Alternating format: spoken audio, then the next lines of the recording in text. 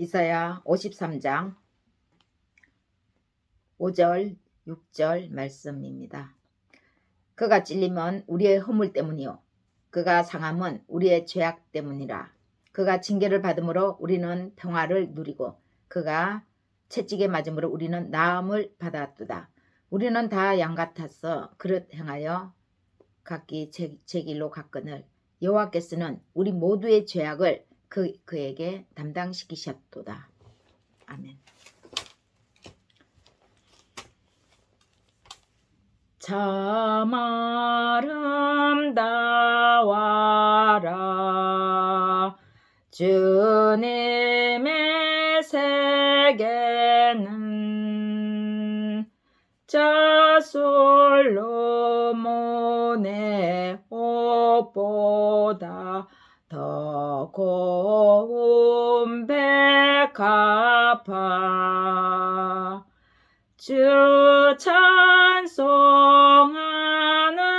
듯 저 맑은 새소리 내 아버지의 지으신 그 솜씨 깊도다. 참 아름다워라 주님의 세계는 저 아침 해와 저녁 노을 밤하늘 빛난 별 망망한 바다와 늘 푸른 봉우리 다 주 하나님 영광을 잘 드러내도다. 참 아름다워라 주님의 세계는 저 산에 부는 바람과 잔잔한 시냇물 그 소리 가운데 주 음성 들리니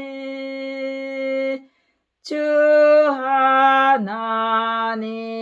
하나님의 큰 뜻을 내알 듯하도다.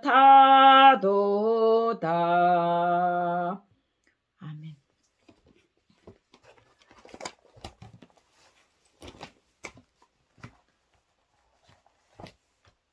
아담과 하와의 범죄 이후 끊임없이 인간은 하나님을 향해 죄의 대가를 치르고 왔고 치러야 했습니다. 특별히 제사, 사죄 드리는 제사장을 세워서 속죄하는 예물을 하나님 앞에 드려야 했습니다. 짐승의 피를 흘려서 인간을 대신해서 하나님께 드려야 1년을 무사히 넘길 수가 있었습니다. 언제까지요? 짐승의 피가 아닌 진짜 피, 하나님이 알아볼 수 있는 하나님의 것으로 받을 때까지 짐승의 피를 인간을 대신해서 하나님 앞에 사죄를 드려야 했죠. 짐승 피 같은 가짜 피가 아닌 진짜 피를 하나님은 원하셨습니다. 그래야 이 진짜 피를 통해서 인간이 영원히 삶을 얻을 수 있었으니까요. 사람이 범죄했는데 사람의 몸속에는 맑고 깨끗한 피가 흐를 수 없게 되었습니다. 그 몸에 진짜 피가 흐르게 하려면 진짜 모자라는 피를 수혈 받아야 합니다. 짐승의 피 가지고 되겠습니까? 사람 몸에. 사람의 피로 수혈을 해야 하는 것이죠. 그런데 문제는 아담과 하와의 범죄 이후 인간은 그 어떤 누구도 죄를 짓지 않아도 태어날 때부터 죄를 가지고 태어나게 되었습니다. 아담과 하와의 범죄자의 그 피가 태어나는 모든 인간에게 흐르고 있는 겁니다. 자신은 언제 죄를 지었는지도 모르는 사이에 자신에게 죄가 덮어 씌워진 것이죠. 어떤 사람도 단 한 사람도 범죄하지 않은 깨끗한 피를 가지고 있는 사람이 없는 겁니다. 범죄했지만 그 범죄를 위해 그 어떤 누가 하나님께 자신을 드릴 수 있는 사람이 없게 된 겁니다.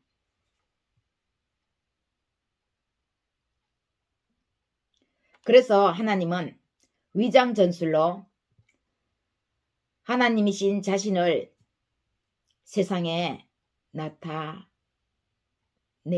되겠다고 결심을 하셨죠.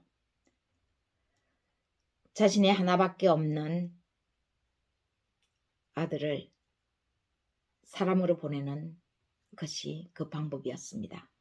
사람의 몸을 입고 사람에게서 태어나도록 하는 방법이었죠. 누가복음 1장 27절을 잠깐 보겠습니다.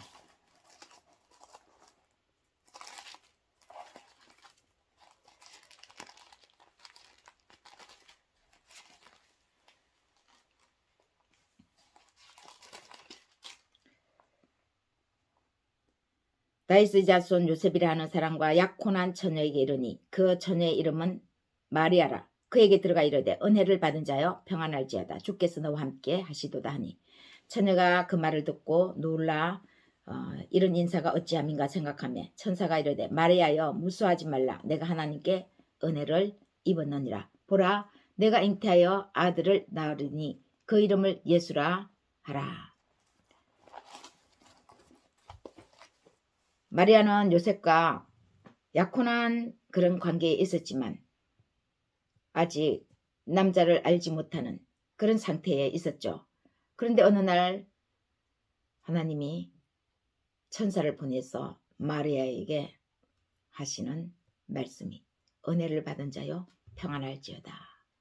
내가 아이를 임신했다고 하는 것입니다. 성령으로 잉태된 것이죠. 남자를 알지 못하는데 성령으로 잉태될 수가 있냐? 그거는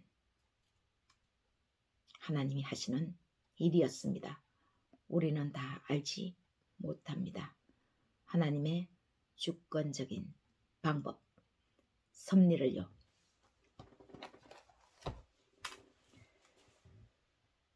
그런데 이분이 하나님으로 이렇게 세상에 오셨지만 이분이 세상에 오신 분인 줄을 아무도 모르는 겁니다. 그들 유대인이 기대하는 메시아와는 전혀 다른 모습이었으니까요. 그들 유대인이 기대하는 메시아는 휘황찬란한 금빛 옷을 입고 그야말로 인간과 비교되지 않은 그런 하나님으로 오시는 것을 생각했습니다. 그런데 가장 천한 인간의 몸에 태어나게 하신 것입니다. 인간이 인간을 신이라고 생각하고 그 앞에 엎드릴 수 있겠습니까? 나보다 높은 사람을 향해서 우리는 빕니다. 기도를 합니다. 왜요? 우리보다 높은 사람을 향해서 빌고 기도할 때 우리의 소원을 들어줄 수 있으니까요. 그런데 그들 유대인이 자기보다도 더 못한 그런 처지에 있는 사람을 향해서 감히 하나님이라고 생각하고 기도하고 빌고 또 하나님이라고 과연 섬길 수 있겠습니까? 그래서 그들은 상상하지도 못했습니다. 그래서 알아보지도 못했습니다.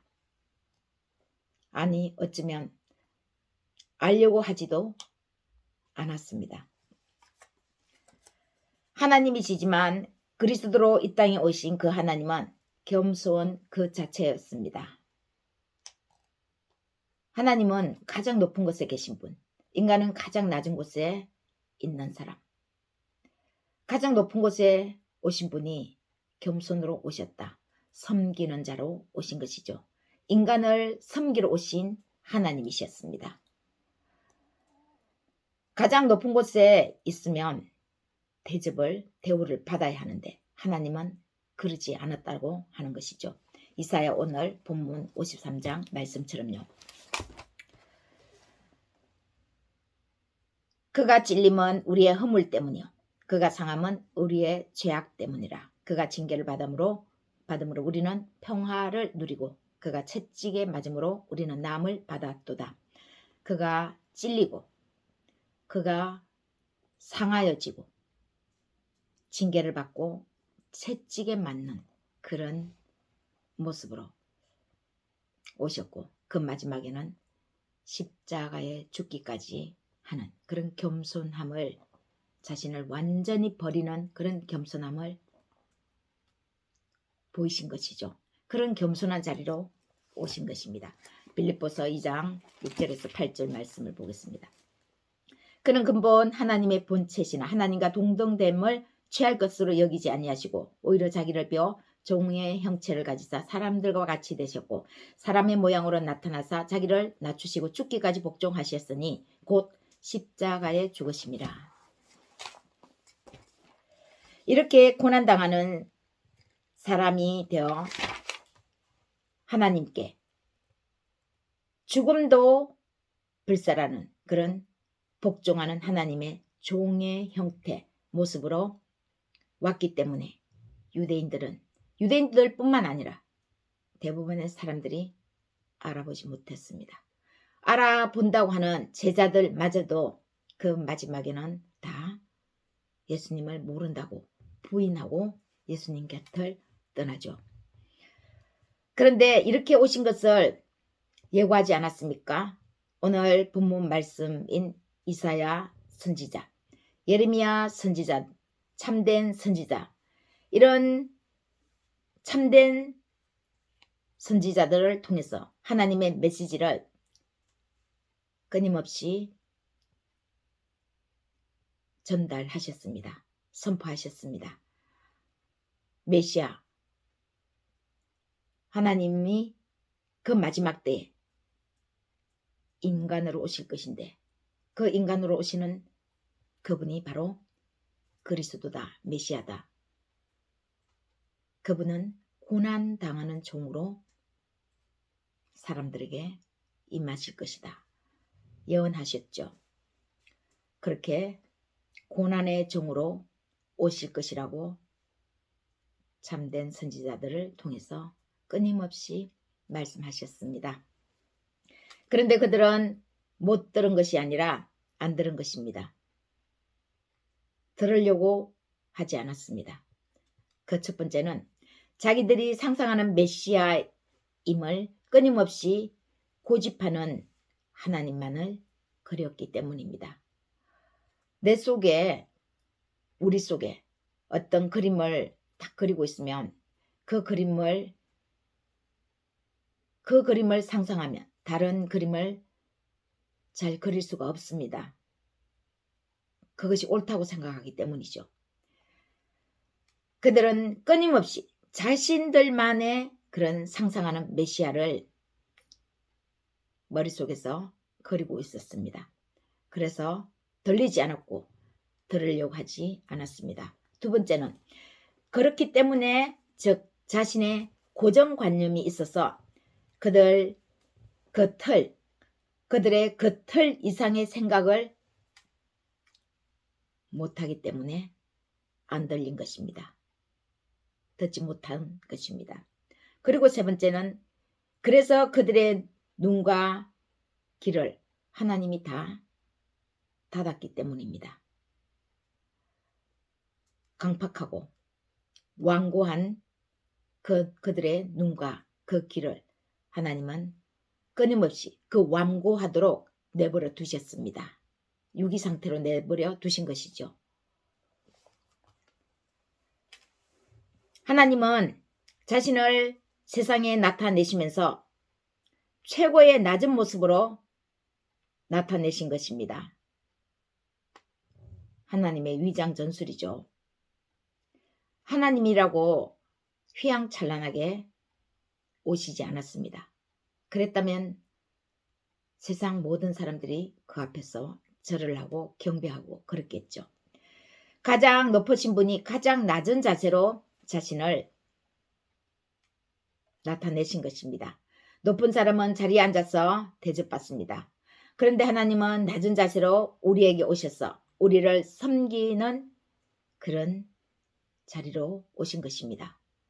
내가 이 땅에 오신 것은 섬김을 받기 위함이 아니라 많은 사람을 위해 섬기고 많은 사람을 위해서 내 목숨을 대속물로 주려 하기 위해서다 라고 하신 그 말씀이 응하신 것입니다. 결국 하나님이 인간의 범죄를 위해 받아야 할 그 몫은 가장 낮은 자세로 섬기다가 그 섬김의 끝에 이르는 피 흘림의 죽음이었습니다. 그래서 히브리서 기자는 이렇게 말씀합니다. 피 흘림이 없은즉 사함이 없느니라. 하나님 앞에 인간이 범죄한 그 범죄의 대가를 치르는 것은 피를 흘려서 하나님 앞에 사죄를 해야 했는데 그 피는 인간이 들을 수 있는 그 어떤 인간도 없었습니다. 그래서 거룩한 피를 가지신 오직 거룩한 피만이 하나님 앞에 사죄를 하고 하나님 앞에 용서를 구해야 하는데 하나님이신 자신을 인간으로 보내는 그런 방법이었습니다. 하나님의 죄의 대가를 찾으셔야 했는데 그 대가가 피 흘림이었다고. 그 피는 깨끗한 범죄자의 피가 흐르지 않는 그런 깨끗한 피, 거룩한 피였습니다. 왜 고난당하는 모습으로 오셔야만 꼭 사함을 받고 그 힘없는 모습으로 당하여야 하는 방법입니까? 이 세상은 이구동성 높은 자리에 앉으려고 합니다. 그래서 질서가 무너졌습니다. 하나님과 인간의 질서가 무너졌습니다. 첫 번째로 그렇게 질서가 무너지다 보니까 인간이 하나님을 알지 못하는 상태에 이르렀습니다. 위로부터의 질서가 무너진 그 질서는 평형, 옆으로의 수평으로서의 질서도 또한 무너졌습니다. 근원적인 질서가 무너지다 보니까 그 나머지 질서들은 자연스럽게 무너졌습니다. 이것이 세상의 혼란인데 이 혼란을 막는 방법이 가장 낮은 자세. 다 위에 앉으려고 하는데 하나님은 가장 낮은 자세에서 다른 사람을 섬김으로써 질서를 회복하셔야 했던 것입니다. 어두워서 무너진 질서의 세계가 바로 세워지는 방법이었습니다. 범죄의 세상, 죄악이 가득한 세상은 모든 질서가 무너져 버렸습니다. 하나님과 떨어지다 보니 질서의 권한이 사라진 것입니다. 그 질서의 무너짐은 먼저 자기 자신, 우리 자신을 망각하게 했습니다.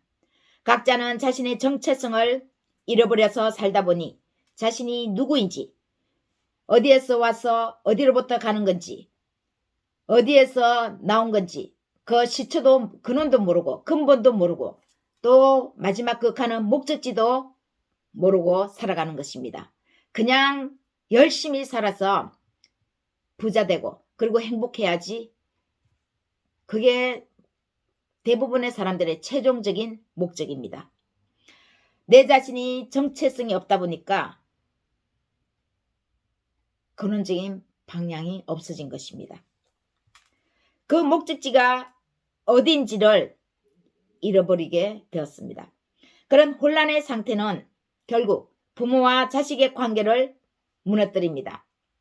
부모는 자식을 소유물로 생각하고 억압하고 억누르려고 합니다. 자식은 그런 부모를 공경하지 못합니다. 부모도 자식을 사랑으로 키우고 하나님이 주셨다라는 그런 선물로 사랑하고 키워야 하는데 그러지 못하는 거죠. 또 자식은 부모를 하나님 안에서 가장 공경해야 할 사람이라는 것을 잊어버리고 사랑으로 공경하지 못하는 것입니다. 사회의 질서를 무너뜨립니다. 이렇게 가정이, 아담과 하와의 그 가정이 질서가 무너지니까 우리의 가정의 공동체가 무너져버리고, 각 가정의 공동체의 무너짐은 사회의 질서를 혼란스럽게 가져옵니다. 사회의 질서가 무너지면 국가의 질서가 무너집니다. 국가가 있어야 개인이 있고, 개인이 있어야 국가가 있습니다. 다 중요하죠. 그런데 하나님은 각 가정의 중요성을 아담과 하와를 통해서 우리에게 말씀해 주셨습니다. 가장 작은 단위지만 가장 소중한 단위, 가장 큰 단위는 바로 가정인데, 이 가정이 무너지면 사회가 무너지고, 가족이 무너지고, 사회가 무너지고, 국가가 무너지는 것입니다.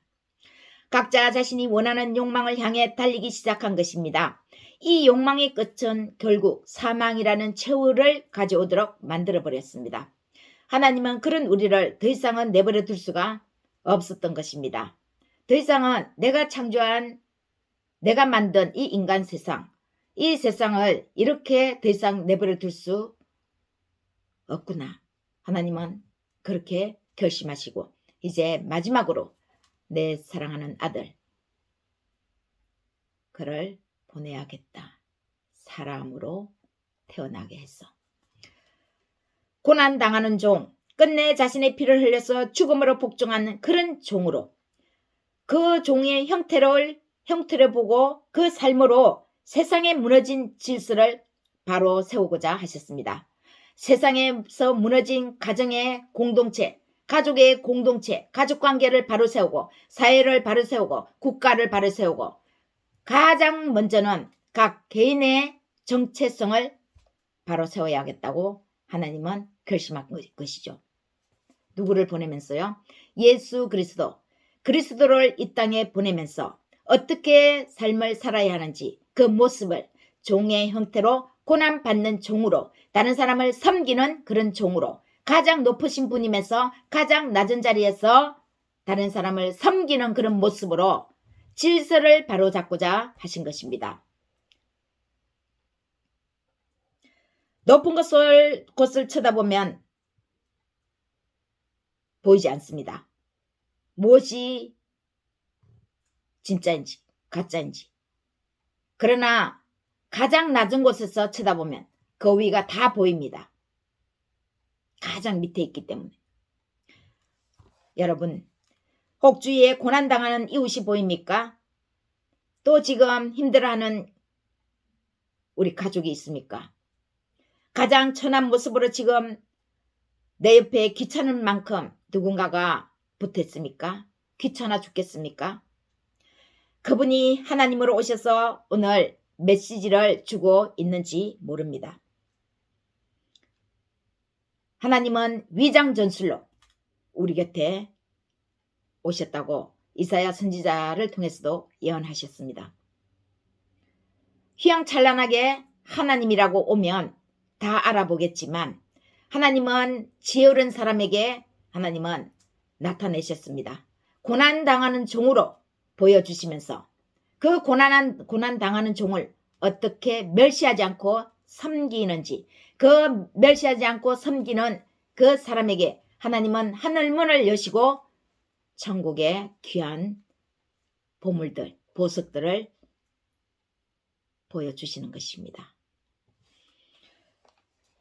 가장 낮고 천한 모습, 하나님은 우리 곁에 그 모습으로 임하셨습니다. 보이지 않는 하나님을 찾고 계십니까? 누군가 상대 못할 인간이라고 손가락질 당하는 그 사람, 오늘 왕따 당하는 그 친구, 아무도 쳐다보지 않는 그 왕따 당하는 한 사람, 그 한 사람에게 관심 갖는 것이 바로 우리가 하나님을 섬기는 것입니다. 하나님이 그 사람으로 이 땅에 오셨기 때문입니다.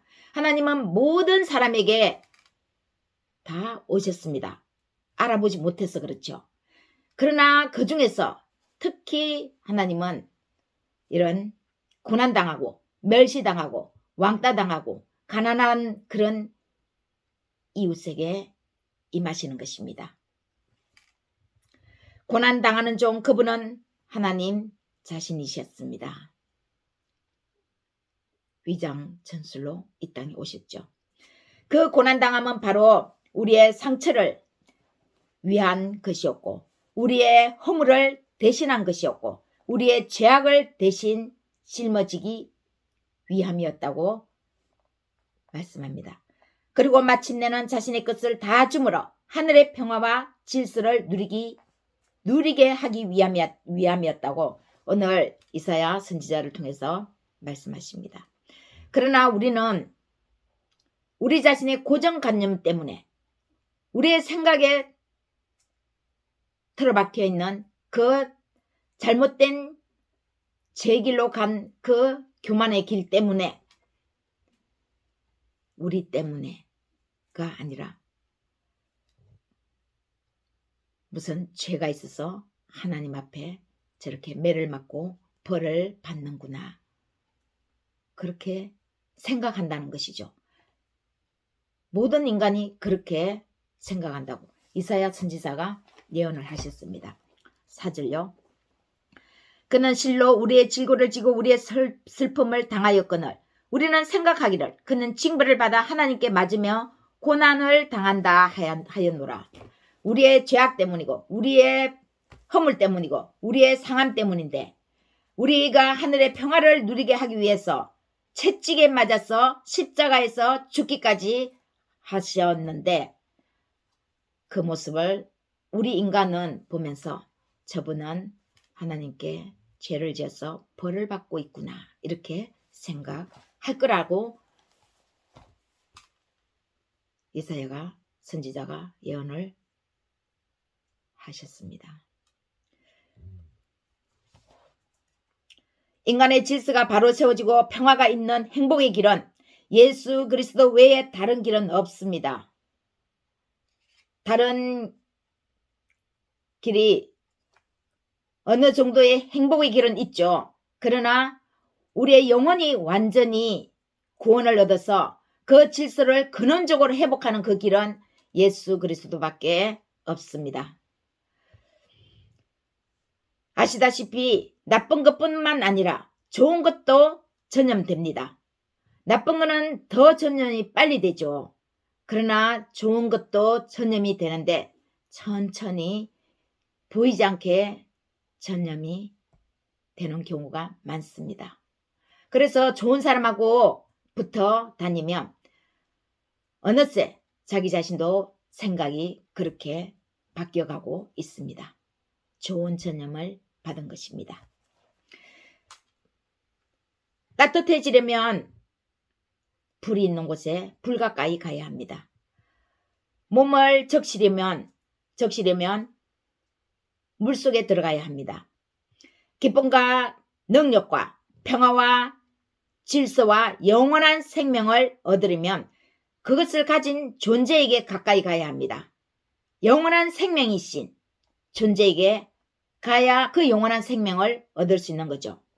더 나아가 그 속으로 들어가면 그와 하나가 됩니다. 예수 그리스도는 이 세상이 알 수도 없고 알지 못하는 실제의 중심에서 솟구쳐 올라오는 능력과 아름다움의 거대한 분수입니다.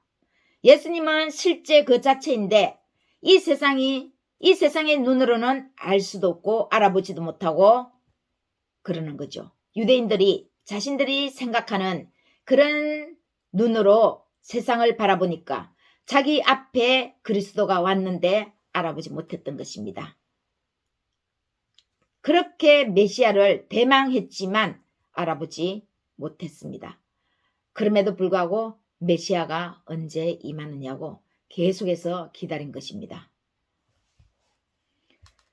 예수 그리스도는 거대한 분수, 그 분수에 완전히 들어가면 우리의 몸도 완전히 적셔집니다. 가까이에 가면 그 분수가 우리에게 튕겨져서 옷을 적십니다. 그 분수에 가까이 다가가는 사람은 물보라에 젖을 것이고 다가가지 않는 사람은 여전히 메마른 상태에 머물 것입니다. 우리의 메마름, 우리가 메말라서 우리 안에서 아무것도 나갈 것이 없으면 말하는 것마다 비비꼬입니다. 비비꼬아서 듣습니다. 들을 수 있는 귀가 없고 들을 수 있는 눈이, 볼 수 있는 눈이 없고 그런 마음이 없는데 무슨 말을 해도 여기에서 메마른 말만 나가는 거죠. 다른 사람 말을 들어도 메마르게 듣습니다. 그래서 꼬아서 듣습니다. 줄 수 있는 것도 없고 줘도 받을 수 있는 능력도 안 됩니다.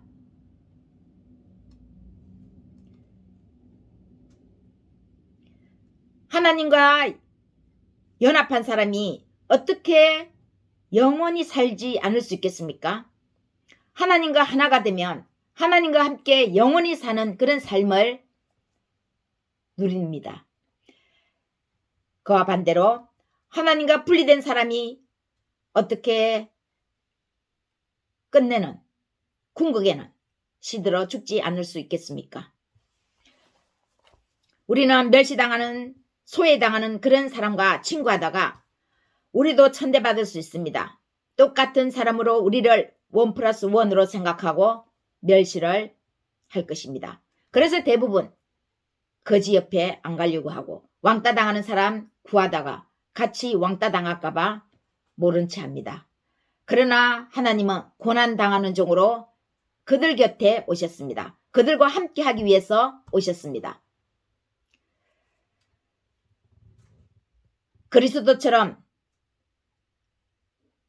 우리도 그들과 함께 해야 합니다. 우리도 동일한 고난당하는 것은 천국에 들어가기 위해서 당연한 것입니다.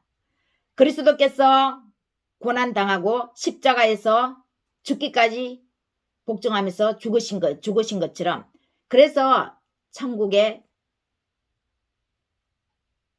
다시 하나님 우편에서 하나님이 높여주신 것처럼 우리도 그리스도와 함께 그런 고난을 당하는 것은 천국에 들어가는 그런 과정 중에 당연한 것입니다.